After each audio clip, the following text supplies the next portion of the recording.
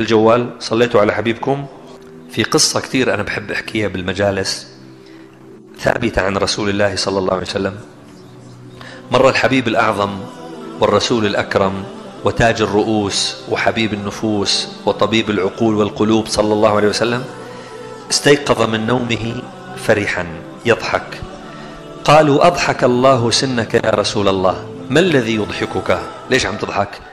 قال: رأيت في الرؤيا رجلا من أمتي يمشي على الصراط، الصراط أحد من السيف فوق متن جهنم، مو صعب المسير عليه لولا فضل الله عز وجل.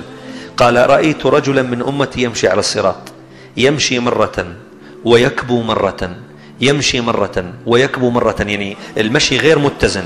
قال: فجاءته صلاته علي فأقامته على الصراط حتى أدخلته الجنة. شو اللي دخلوا الجنة؟ مو الصيام، مو الصدقة، مو طلب العلم، الصلاة على رسول الله صلى الله عليه وسلم.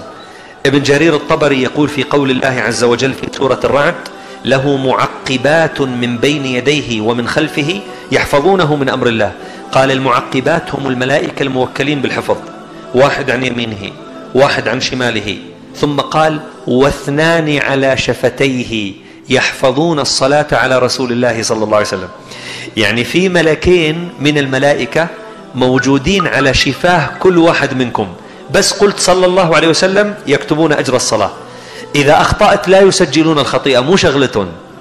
إذا سبحت الله لا يسجلون التسبيح، ليس عملا لهم، مو شغلتهم. وظيفتهم من الله عز وجل حفظ الصلاة على رسول الله صلى الله عليه وسلم عند شفاء كل واحد منكم.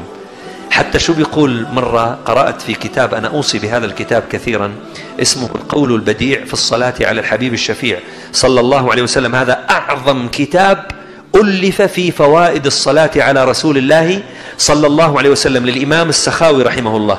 بيقول الإمام السخاوي في الكتاب، يقول: رؤي أحد الفجار في المنام، رجل مسرف على نفسه، كان فاسقا عاصيا لله عز وجل. قالوا: ما فعل الله بك؟ قال: خيرا. قالوا: بما فعل الله بك؟ ليش يعني خيرا؟ نحن بنعرفك مو نظامي أنت.